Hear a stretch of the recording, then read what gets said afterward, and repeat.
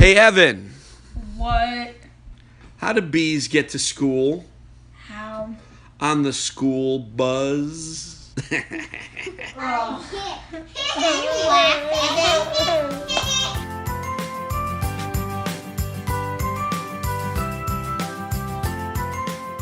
Hello, everyone, and welcome to Engage, a family gaming podcast. This is episode 158, and I'm your host, Stephen Dutzman. As always, this is the official video game and board game podcast for EngageFamilyGaming.com.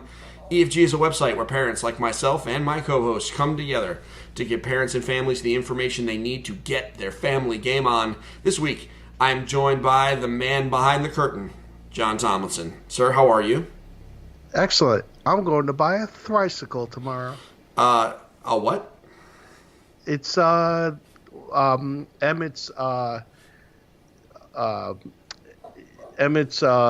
thing like that he creates in Lego Movie 2. It's basically something that you would come up with if you just had a box of Lego with like 3 tires and 2 sticks and a bunch of Technic pieces. It's stupid looking, but it works. It's crazy. I mean, so this is not a vehicle you will be driving. This is a Lego set you are building. I wish. We've been talking about in the office getting Segway desks, but that's not happening. Speaking of Legos, folks, if you want to see some of the information or some of the pictures of Evan's Lego Voltron build, then head on over to Instagram.com/EngageFamilyGaming and take a look. We have more pictures. We are actually combining them all into a brief video that we'll throw up on Instagram within the next couple of days. Want to set it to a little bit of music, make it special. But yeah, Evan, he got a little overwhelmed when he first saw it. However, it turns out he thought that his brother and sister were going to be more involved, and they really just kind of didn't want to be because they were really intimidated. So he just built the whole thing himself. Loved it. That thing is freaking monstrous. Dude, it's since I'm 38 years old. Me and you had the die cast when we were a kid, and like to have it made out of Lego, and I believe it's bigger than the original. It's freaking amazing. Massive. Yeah. Here's what I'm saying. Can we get the Megazord next? That's pretty much probably not because Hasbro owns the rights, so probably not. But a kid can dream. You have to remember, Voltron is a Lego idea set, and if it's within the guidelines and it gets voted on, then we go to. Oh, you're right. You're right. The I owner, agree with you, but there is no way Hasbro is rolling in on that. With that said, stranger things have happened. What's the stranger thing that's happened? I mean, Voltron. So anyway, this is not a Lego podcast. This is a video game podcast. Yeah. So without much ado, I do want to thank you folks for listening. We do hope the games you've been playing have been great. John and I have been playing some amazing video games recently. We're not going to go around the horn this week because we're basically talking about video games the whole time, so it would kind of be redundant. However, what I do want to ask is a favor. We want the podcast to be as interactive as possible, so please reach out to us on our Facebook page. That's EngageFamilyGaming.com/Facebook or Facebook.com/EngageFamilyGaming because we're fancy. And John or I or our community manager, Jeff, will take a look at it, and we will see what questions or topic suggestions you have, and we will incorporate them into future episodes. Also, if you like listening to me and you want to hear more, make sure that you go to EngageFamilyGaming.com/commute and sign up to us and subscribe to the EFG Daily Commute. That's a podcast that I record every day of the week except Friday, Saturday, and Sunday. And I talk about various gaming topics. So, and you can also subscribe to that on all major podcasting services, including Spotify. So, how crazy is that? I'm on Spotify twice. Ooh, I'm big time. I'm fancy. Nobody listens to us there, but part of that's probably because I don't talk about it much, but that's all right. We'll figure that out. So, this week, video games, games of the year. Here's what we're going to do. I'm going to go first and talk about my games. And then Tomlinson will add in where appropriate and talk about the games that he agrees with or disagrees with. And then we'll talk about his list. And then we'll go from there. How's that sound, John? That sounds perfect. Good, because I'm the boss, so I was going to do it anyway. All right, it's okay, so, I could just edit you out of the podcast. I mean, it's true. I really can do whatever I want. And you could use a voice modulator and make me sound like Kim Kardashian or any number of things. Actually, that would be really awesome if you could do that. I don't think you have that tech. So I do. It's just time consuming. It's super time consuming. Who wants to do that? I mean, really. Okay, so here we go. Games of the year. So I'm going to go in. These are, with the exception of my absolute game of the year, these are in no particular order. I don't have like a ranking. But the first game I want to talk about is The Messenger from Sabotage. So, any longtime fans of the show know, and you especially, John, because you listen to everything that I record, you know that I'm a sucker for retro-inspired platforming games. My 2014 game of the year was Shovel Knight, right? Yep. How crazy is that? I've been doing this long enough that I had a game of the year in 2014. I actually had a game of the year in 2012. That was my first ever time choosing it. Do you know what my game of the year was that year? Trying to think what that was family friendly that came out that year. That was before I limited myself to family friendly. Oh, okay. But it was in fact a family friendly game. It was Farmville, John. It was Farmville. Oh, okay. Because I was honestly, about to say Smash, but then I remember that it was a Facebook game. So yeah, Farmville. Yeah. I remember that. Farmville, man. Do you know that game's still around? It's crazy how many of the one of my games on my top 5 is a game that you'd be surprised that is still around.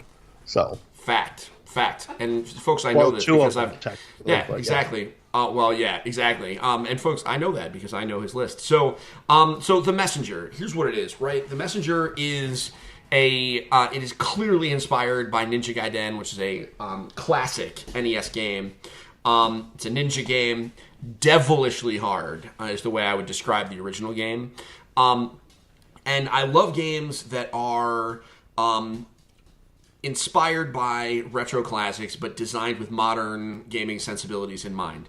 The Messenger is not modern in that it is quote-unquote easy. This game is still super hard. It's punishing. It makes you work for every screen that you clear. The difference is that when you die, you respawn really quickly. Like, those are like the little things, right? There's no game over. You just pop back up and keep going. Maybe the little dude that follows you around steals some of your stuff, right? But like, you don't get game overs. Because game over is just a screen that I really don't like seeing. As much as it really doesn't mean anything anymore. So the fact that there isn't one is pretty great. This game is, the music is breathtaking, the action is crazy, and the air step, I forget what the name of it's actually called, but the ability to jump in the air, slash a thing, and if you hit an enemy, a projectile, or something in the environment, it actually gives you a second jump that you can kind of save up. And man, is it so cool. It's so good. It is, without question, I had to put it on one of my games of the year. In fact, I knew it was going to be on here when I played it at PAX East. I just knew it. I played a level of it while I was there in a crowded booth with the developer sitting next to me, like one headphone on, one headphone off. And I was like, nope, this is going to be one of my games of the year. I knew it. I played it, and they didn't screw it up. How about this? They jammed 2 games together because not only is it an 8-bit platformer, but they also added in like a 16-bit like Metroidvania in at the same time. They didn't have to do that. They could have made that the sequel. They could have just left all that behind and made that the sequel, and it would have been perfect. Like, no one would have questioned it, but they just decided, screw it, let's put them all together. Such a good package. Did you get a chance to play The Messenger this year? I wish I did. It's just not one of those games I'm really good at. I did play in the Bloodstained Curse of the Moon, though, which was amazing.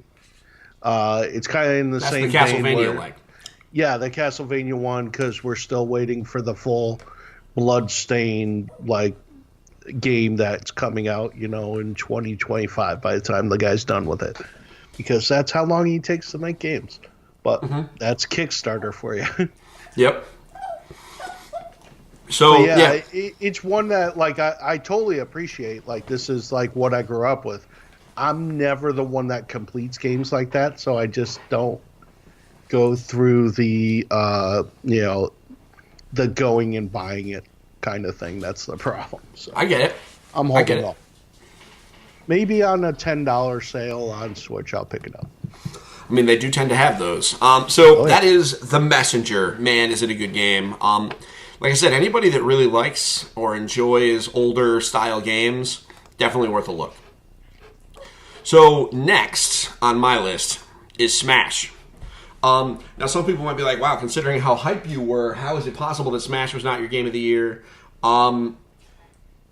Trust me, when I get there, you'll understand. But Smash, it's such a big game. I think that's one of the things that really caught me off guard. At the end of the day, it is just more Super Smash Brothers. Like, if you like Smash, you will like Smash Brothers Ultimate, period, full stop.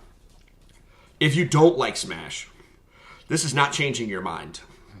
And I'm going to argue that point.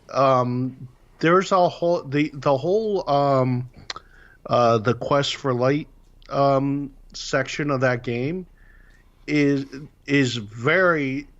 It's basically you're just doing boss fights, and from what I've seen, because I picked it up because I got it in a trade for basically free because I go play Mario Kart over the same person's house that I gave it to that just got his Switch.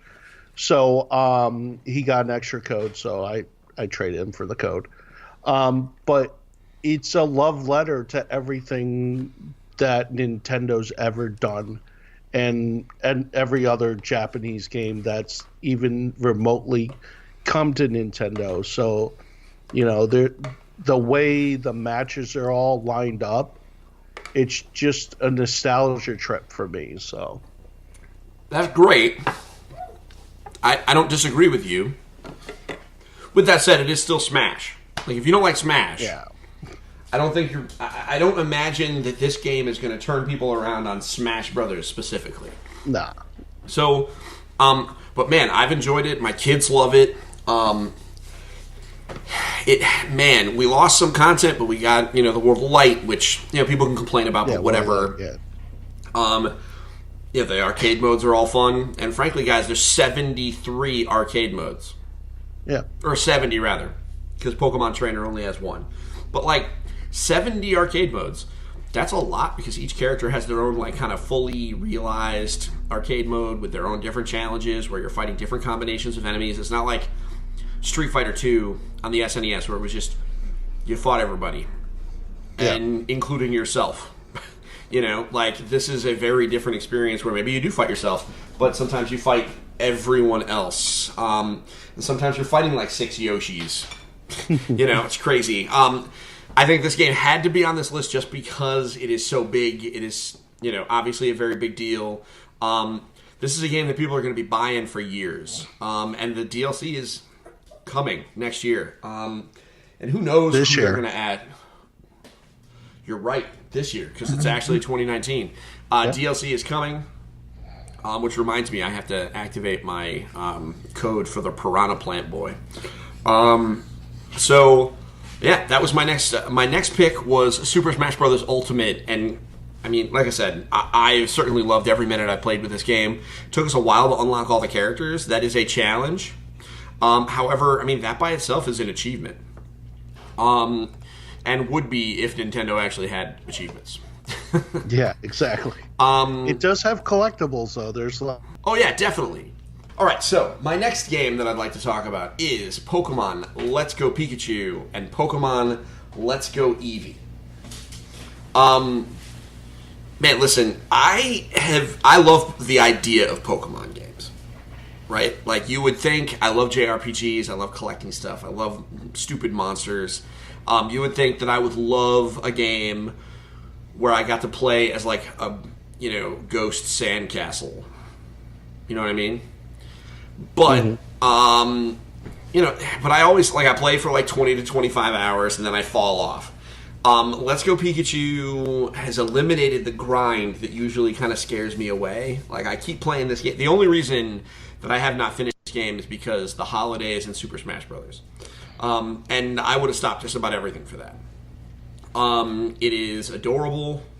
It did like, I have wanted to know what an HD Pokemon game would look like for a long time, and this is it. I really hope that this is what the new generation of, like Gen 8 looks like, because this is perfect. Maybe sharper textures and things like that. They got time, but, I hope this is kind of the model they go for, as opposed to some kind of like weird realism or cell shading or some crazy nonsense. They got rid of the grind. They made the game fun to actually play. Because the problem is random encounters. I just don't think I like random encounters anymore, John. Yeah, I think we've gotten too old for it. Where it's I want to go beat the next thing that I've never seen before.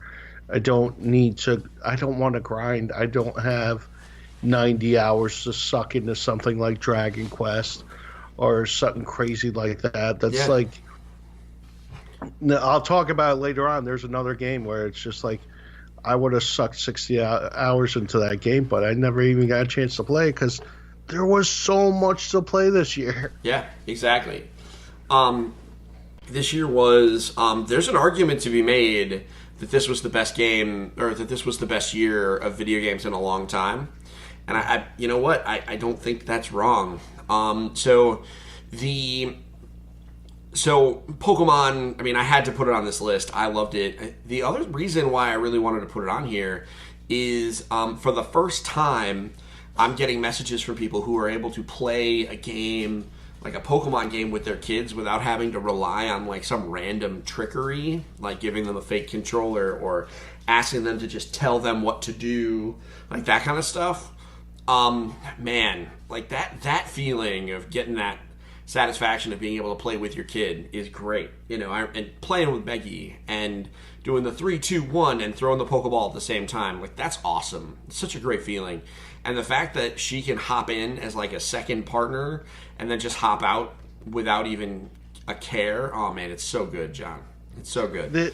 The great thing about what Nintendo's doing, and I'll be one of the first people to admit it, they are making these entry-level games that you never saw coming. Mm-hmm. And not only that, they're allowing other people to do that and bring it to them, just like they did with Mario versus Rabbids Kingdom Battle. Yep.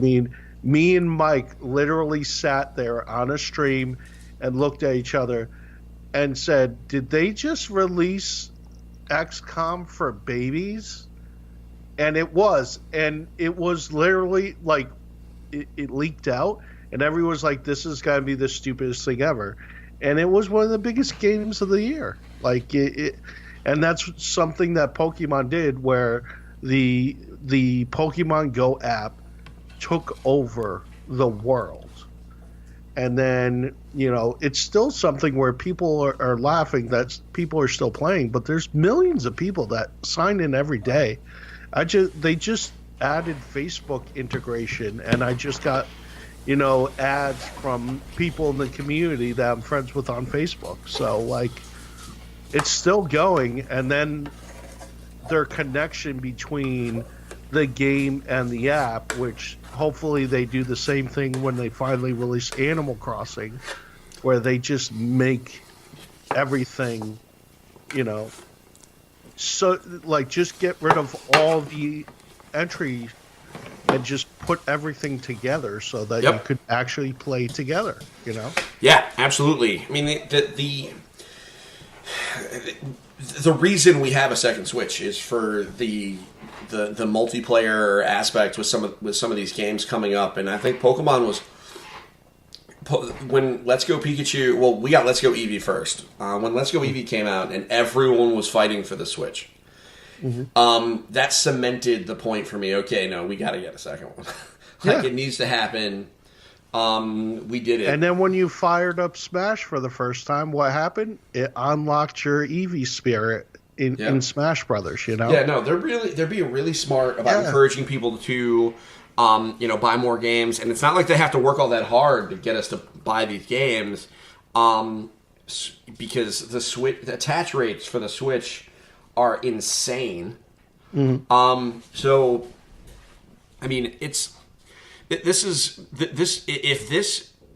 the way they put together the Let's Go Pikachu and Let's Go Eevee games is any indication of how they're going to make the Animal Crossing and Generation 8 Pokemon work, then let's just be ready for next year.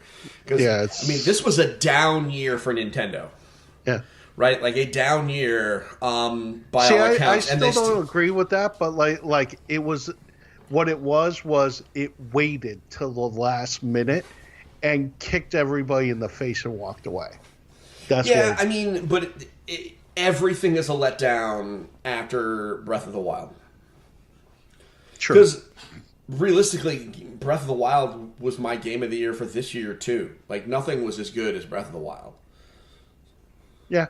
So I agree with that. Everything is a letdown from Breath of the Wild. So, I think, there's some revisionist history going on right now about Mario Odyssey, but like, Breath of the Wild was so good. It's probably one of the. I still stand by it. Breath of the Wild is the best video game Nintendo has ever made. If your favorite game of all time is Ocarina of Time or A Link to the Past, then all right. Well, I disagree with you. No. Your favorite and the best could be two different things.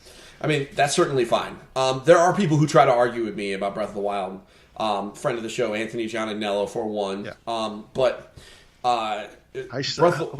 I can't believe he can't get into it. It's so great. He get into it is not even the right word. He hates it. But here's the thing, guys. Straight up, it's the best video game Nintendo's ever made. So anything that Nintendo put out, even next year, will probably pale in comparison. But Gen 8 Pokemon and don't worry, for those of you that don't know what that means, we're writing an explainer in the next couple of weeks and posting it about what generation means in a Pokemon. Like, what does Generation 8 mean? We're putting up an explainer on that, and we're going to be doing a lot of Pokemon content over the next couple of months to get you all ready for the inevitable hype cycle as we lead up to the release of Generation 8 and all of the children in the United States going basically just apoplectic, just losing their damn mind. So I know I said that word wrong. Just give me a break, folks. Okay, so now let's talk about my actual legit game of the year without question. If you're paying attention, folks, and you listen to other shows, you know what I'm going to talk about next, because I haven't talked about it yet, and that is Marvel's Spider-Man. As far as family-friendly games go, this is a little dark. It's rated T for teen, but it's Spider-Man, and this is a pure Spider-Man story. So if you let your kids consume other Spider-Man media, I don't think this is any darker than, say, Spider-Man Into the Spider-Verse or, Spider-Man Homecoming or anything like that. Other than the actual punching, I think Homecoming there was one line in Homecoming that really threw me off, and it's during the dance when the man in the chair got caught out. Yeah, that was a little rough. Yeah, that was rough to me. But that doesn't happen in Marvel's Spider-Man. Nope. There's no him saving a girl in the street in the middle of the night or something like that. Everything is. He's beating up bad guys, and they're bad guys, and they're bad guys because they're bad guys. Yeah, so. They are bad guys. Yeah. Just because you are bad, literally they are bad guys. There's no ambiguity they're here. Shadow possessed. Yeah, there's no exactly. There is no ambiguity here, and that's one of the things I really like about it. So, all right. So here's how it goes. There's two things that need to happen for a Spider-Man game to be really good. One, they got to get the web swinging down. Period. Full stop. Spider-Man is all about agility, momentum, movement, traversal, etc. You got a web swing as Spider-Man, and they did it. They nailed it. I could have played that game for days without completing anything, just web swinging from one part of New York to the next. I loved it. So they nailed that perfectly. The combat, kind of paint by numbers. It was that might have been question. Some people might have some questions on that. It was kind of paint by numbers. Because it was, the standard, what has become the standard, kind of Batman combat. But whatever, it works for action games. Especially it works for characters that are incredibly skilled and are supposed to be way faster than everyone. That's what's happening. Everybody's moving in slow motion to Spider-Man. Yeah, Not like the Flash, but close. And he has a sense about what's coming. Yeah, he knows what's coming. I mean, so yeah, he has a. I see what you did there. So, so that's that, right? But the action, the web swinging was so good that I would have tolerated a crappy combat system and a ham-fisted story, right? I didn't even need combat after that. Like the way it felt swinging through the city was amazing. That nothing felt as good as that. Correct. And I could have dealt with a ham-fisted story too, and that did not happen. There was no ham-fisted. They delivered arguably one of the best Spider-Man stories in a very long time, and it was in a video game. And video games are hard for stories. It was. Man, I'm not going to spoil it. It took some turns. Some things were really predictable, but who cares? They executed well. This is an alternate universe Spider-Man that takes place when he's older. The relationship between him and Mary Jane was believable, and I felt for him because he kept screwing up. And I was like, oh man, my buddy. My conclusion is Marvel Spider-Man is an amazing video game, and it is required playing for anyone that owns a PlayStation 4. Like, if you own a PS4, as long as you are not, anti-Spider-Man for some reason, I don't know, unless you have, some kind of weird issue with him, this is a game you must play. Absolutely. My boss bought a PS4 for Black Friday, and he got the Spider-Man PS4 because he had to get that game. It's so good. Oh, did he get the special edition Spider-Man PS4? I don't know if he got the or did he get special edition or he the just bundle got, that was the $200 one. I think he got the $200 bundle. Because that $200 bundle was just outright theft. Yeah, a standard PS4 and the best game of the year for $200.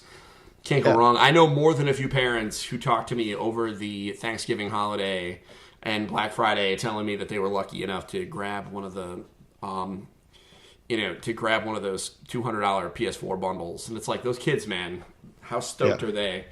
So those are my games of the year. I have a grown-up game, and I have an honorable mention that I kind of wanted to hold off until the end. So, Mr. Tomlinson, go forth. Tell me, what are your games of the year? So, my number 5 was a little game called Donut County. Donut County. And basically, it's reverse Katamari. So, instead of Katamari, Katamari is a game where you have a ball, and they just re-released it on Switch, actually. And you roll the ball, you grab things, and as you're rolling around the room, the ball gets bigger until you're sucking up your entire building, and then you're doing the whole street, and you suck up the whole plant. So instead of that, there's a hole. And this raccoon has an app on his phone where he drags the hole around and stuff falls in. And eventually he, drops the donut shop that he works at into it. And then, the story goes on from there. It's just a great puzzle game, just like the Katamari games. It's just a lot of fun. That's why it's my number 5. All right. If you have Android or iPhone, there's a knockoff called Holio. Actually, Donut County has been released on iPhone and on Android. So, yep. Oh, nice. So you can get the real thing. Awesome. So don't buy the knockoff. Specifically, don't buy the clone. Don't get the clone, yeah. Don't buy the clone. Buy the real thing. The clone was very dumb, but yeah. They're the same price. Yeah. So, my number 4 was a big surprise because it's an old game, but it's remade, and it's called Candy Crush with Friends. Okay. Tell me a story. What is up with this? Hardcore Candy Crush player, and it's just a reimagination with better graphics, better storyline, better power-ups, and you do have one single power-up each level. So Okay. you get like that free power-up no matter what. And close to like level 200, if I'm not over 200. What level are you in the original Candy Crush? Because I know you still play that. I actually texted. I had a friend who's like, you need to play the Fiends version of Candy Crush. I was like, I'm still playing the original Candy Crush. He's like, yeah, I could never get past 200, and I'm like at 2100, I think. 2146, which is insane. But there are over 5,000 levels. But like, I'm one on my Facebook friends list. I'm like one of 4 people at that level on my friends list. So You're a crazy person. Here's my question, though. So Candy Crush has been around for 5 years? yeah, actually, probably more than that because it's been on phones for 5 years. But originally, it was a Facebook only game. So how many dollars do you think you have spent on Candy Crush? 5 or 10. Like, they have like this weird thing that I just got suckered into one day where it was just like you have like gold bars, and my gold bar like piggy bank was full. So I just did that once, and it didn't really help me at all, so I never did it again. But I'm still, So for the most part, you've only played for free? Yeah, pretty much. $5 is perfectly legitimate. Pay your dev. Pay your devs. No, that's fair. I just assumed that if you've been playing that long, that you had somehow gotten suckered into playing more. Pokemon Go, on the other hand, I have sunk at least $30 into. Just because I buy incubators all the time because I always have eggs. So, All right. but yeah. So that brings us to number 3. Yep. Pokemon Let's Go Pikachu. Yep. Okay. Totally different than the, Eevee that you got. Yeah. No, there's very different. same game. But so yeah, you guys know my thoughts on Pokemon. It's great, and this is one of the great evolutions in gaming. To have that kind of entry level and the cross play with the phone game, which is amazing because you could transfer Pokemon in that game. Number 2, Spider-Man. My thoughts there. Best Spider-Man game, hands down. One of the best games of the year, and let's just say Miles Morales really had like the best year ever. He really did. Miles Morales is because he's a character in that game that has his come of age story, just like in the Into the Spider-Verse movie that came out, which was hands down my favorite game of 2018. your favorite movie of the year. Favorite movie. My number 1 was the biggest surprise to me and everybody else, Tetris Effect. Yeah, I desperately want to hear what your thoughts are on this. So tell me, because I have not played it. I'm going to. I went down to GameStop to try and grab it when it was only $20, but I missed the sale by like a day. Tell me why Tetris Effect is your favorite.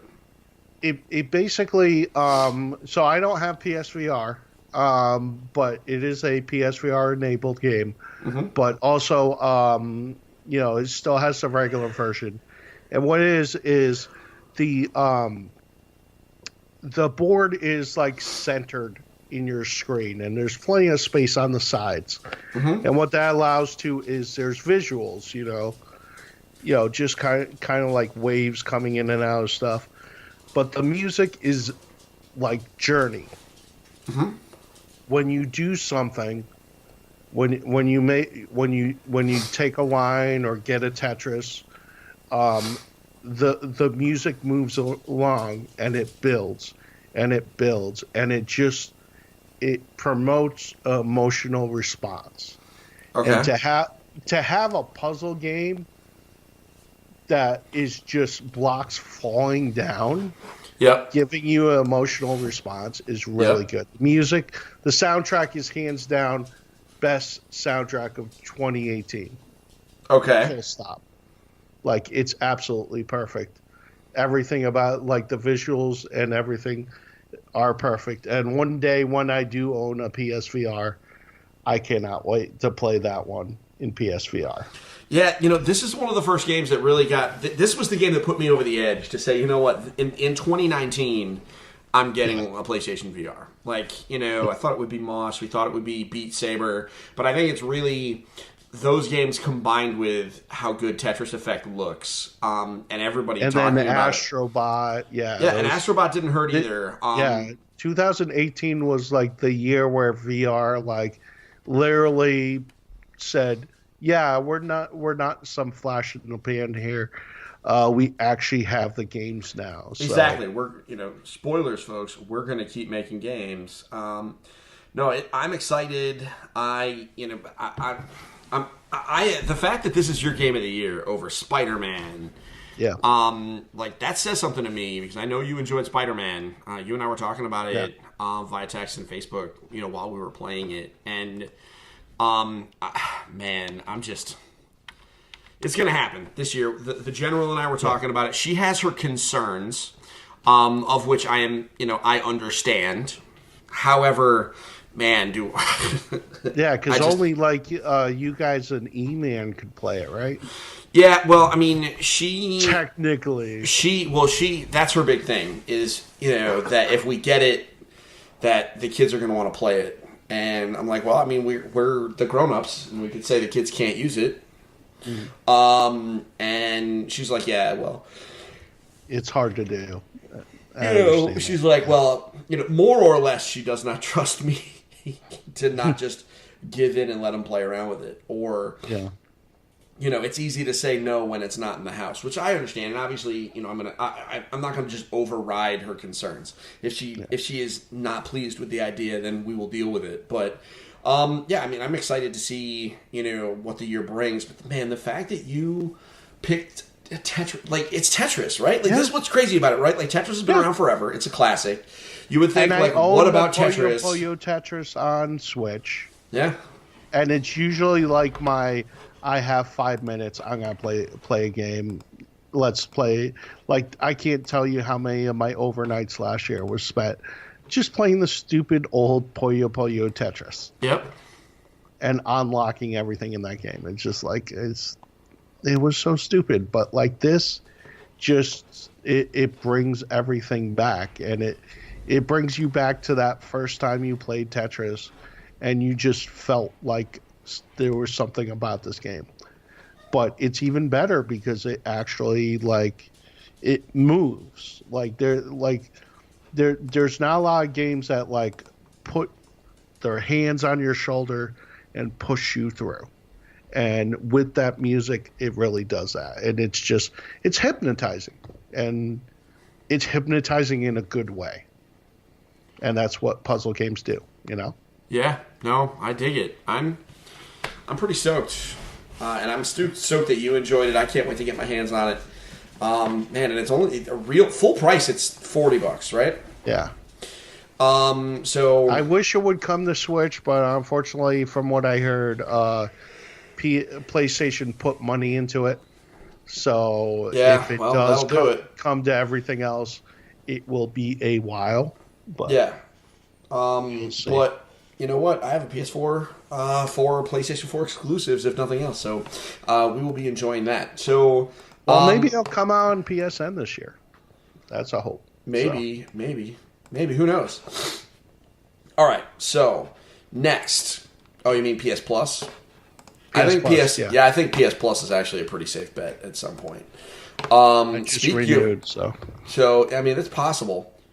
Okay, so next, So those are your top 5 games of the year. Let's talk about my grown-up game of the year.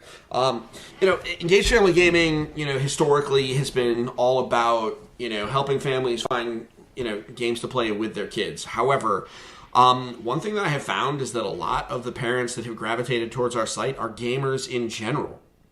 They're just gamers on their own, and so as a result, we are going to start covering on a very limited basis. Sometimes that's about as hedged of a bet as I can possibly make. We are going to occasionally talk about grown-up games, but we're specifically going to refer to them as such. So the grown-up game of the year is God of War. Again, to be clear, it's called God of War for a reason. It is not for the children. Kratos is a bad mamma jamma. But arguably, this game was probably better. I think it was actually toned down in comparison to previous games in the series. And part of that is because it is a mature game as opposed to a juvenile and grotesque game. And what I mean by that is, in the previous games, it felt like the art direction was done by a pair of 13-year-old boys. They just wanted to see cool things, and they just did it. Well, the argument for that is the fact that he's a Spartan. He grew up in Sparta. He made a deal with Ares, and I'm not saying that he doesn't have a good. Ares killed his family. I'm not saying he doesn't have a good reason. That's the storyline. That's not. Nope. Listen, I'm not arguing that. But the game was juvenile. It was not mature. It's a straight up beat 'em up game with sexual, innuendo stuff. And I totally innuendos. There was a mini game. There was a mini game. There was a hot coffee. Yeah. Yeah. So this game. So I never really cared for those games. They were mature in label only.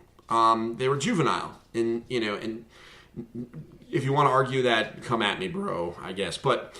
Something about the marketing from Sony told me that this was going to be different, and I'm glad I believed them and gave this game a chance, because I empathize with Kratos and his plight now, especially as a dad. It's a game that really explores father-son dynamics, and admittedly, my past is not as dark as Kratos is, right? I've never hunted down an entire pantheon. However, he deals with the fact that his son imagines him to be a certain way, and he can't live up to that. He knows he can't live up to that, and really, that is that's something to think about, and that's something that I wrestle with. As my kids thinking about me in certain ways. I identify with him, and up until this year, I could not identify myself with him. He was not the same kind of dude as me. Yeah, the other games were about another Kratos. And this is old man Kratos. He went out, he killed the Pantheon in the other games, and then he found a new life. And this is the tail end of that life. And it's amazing. It is truly one of the best stories in games ever. Mm-hmm. It's just a journey, and as much as it is an M-rated game, it's just the violence, and it's pretty much one of those games where it's just you're teaching your boy how to be a man and how to hunt and feed yourself, and then it grows from there. Agreed. No, this game, it just booms and grows and gets bigger and more serious, and the stakes get higher. And it doesn't help. It doesn't hurt that it's absolutely gorgeous. Yeah. This is, and one shot. There's no game that's ever done this before, where you are centered on the screen and you're behind that person the entire game, and there's not a cut scene. There's barely a time where you get knocked off camera. Mm-hmm. The entire game, and it's just perfect. The camera's there, and you're in it the entire game. Yeah, no, I agree with you. If they did it in one cut, that was an interesting decision too. They didn't have to do that. So, yeah, God of War. It's my grown-up game of the year. Man, I encourage every grown-up, especially if you have time to play games with the kids who are in bed. I definitely recommend give this game a shot. It's getting cheaper. They haven't announced any DLC for it. I don't really even know how they would do DLC for it. And really, I hope they don't. I hope Santa Monica just goes heads down on God of War 2, whatever that is. Because, man, no spoilers, but, man, is this game ready for a sequel? Yeah, the only thing they have for it is the New Game Plus, which I just started last night, it's pretty amazing to see those opening cut scenes with different armor on. Yeah. Because you're full, like I have like endgame armor on and like it's glowing and stuff, and I'm standing next to my son who has his armor on, and it's the very beginning of the game. It kind of takes you out of it for a second, but like fighting the bad guys in the beginning, you're so OP is so great. Yeah, no, I can't wait. I just have to wait to get my copy back. Or not my copy, but I borrowed a copy from someone else. I just have to let it go around the horn again. And then I'm 100% in for a New Game Plus party. So that's God of War. We don't want to belabor the point. That is our grown-up game of the year. Man, is it so good. Now, I have an honorable mention. The reason I have an honorable mention is that, I mean, there is an elephant in the room when we talk about games that had a real impact on the gaming space this year. A lot of parents, if you were to ask any parent like what the biggest game this year was, they're going to say that the game is Fortnite Battle Royale. And so I did not include it in my Game of the Year list, mainly for one reason. Technically, it came out last year. So it was not eligible. But I don't think that I don't think it's fair to the gaming space to not talk about it in the same context as the other games that came out this year, because all of them competed with it. God of War competed with it. Spider-Man competed with it. Everything did. So you can't talk about them with, you just can't, you know what I mean? You can't do it without, at least bringing up Fortnite. It's the biggest game on earth right now after Minecraft. And, if you're not playing it, you're watching it. My kids are super in. So I wanted to at least acknowledge Battle Royale. This game is huge, and the reason I wanted to bring it on this list is I believe that all of the games that I mentioned today, and really of all the games that you mentioned today, with the exception of maybe Tetris, I don't think we'll be talking about these games in 5 or 6 years, but I think Fortnite we will. Yeah. Fortnite is a game that we're going to see and hear from forever. And so I am very interested to see what goes on with that. And yeah, I mean, there are a whole generation of kids. There's going to be a whole generation of kids who think about Fortnite the same way some of us think about GoldenEye. Yeah, absolutely. And I know that there's all sorts of people. If you go into like a Facebook group right now, or onto a message board, or on a Reddit or whatever, there's going to be a whole bunch of people, oh, Fortnite's trash, it's just for the kiddies, blah, blah, blah, blah, blah, blah, blah, blah, blah. I just can't. I mean, they're haters. Fortnite is an objectively good game, and these kids love it. It has its weaknesses, but man, just today, my son, came out and was like, Dad, I really need this emote. I just need it. I love it. This is how he's like, it's how I hang out with my friends. Mm-hmm. These emotes are, how I communicate, and I need to have it. And he's like, can I have my Christmas money? Like, I've been saving dollar bills. Mm-hmm. I don't know where he's been getting these dollar bills, but he's just saving them. And, these are, and I don't want to say that just because you make a lot of money, it makes you good, but it does something. So that's Fortnite. There's some people who are going to say it doesn't belong anywhere near a Game of the Year list. I think those people are crazy. This is certainly a game that is worth looking at. The support that it has gotten all year is crazy, too. You know what I mean? It's definitely... I would put it in a category, it's not Game of the Year, but it's definitely the game that had the most impact this year. Just for the sake of like what they did this summer. I don't play Fortnite, but I know the stuff that was going down in Fortnite because you couldn't go online and not hear about it. Between the Avengers tie-in, the thing coming from the sky over the summer, all the way up to, the stuff that's going on with the emotes, because that's highly controversial right now, because people that have created dances that, think that, well, that's a dance I did, that's a dance I made popular. Why am I not getting money when Fortnite is the biggest thing in the world right now? And I understand where they're coming from, but it definitely has the most impact. And you can't go anywhere without... You can't talk about video games in 2018 without talking about Fortnite, period. As much as I don't play it or don't, enjoy it that much, I just know that's the game.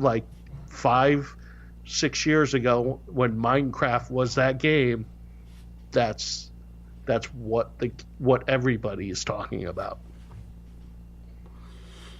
Yeah, it's you hit it perfectly. This is a game that needs to be discussed. You're also right. You can't avoid any of the. I mean, you know what's going to happen in Fortnite. You know when there's a new season, it takes over social, it takes over everything. So yeah, that is my honorable mention. I think honorable mention is a good term for it for 2018. All right, everybody. This has been episode 158 of Engage, a Family Gaming Podcast. I'd like to thank you for listening this week. We hope you enjoyed listening as much as John and I enjoyed recording. We'll be back next week. Specifically, we'll be talking about board games. But in the meantime, it'd be super awesome if you could head on over to iTunes or wherever you downloaded our podcast and leave us a review. Excuse me. Ugh. Okay.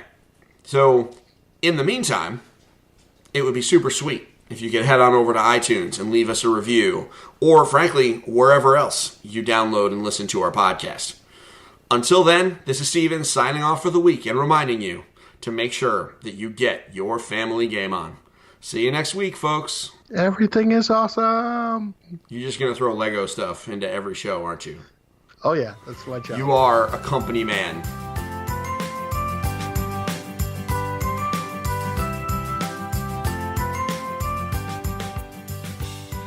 Thank you for listening to Engage, a family gaming podcast. Thank you for listening. Thank you for listening. Tune in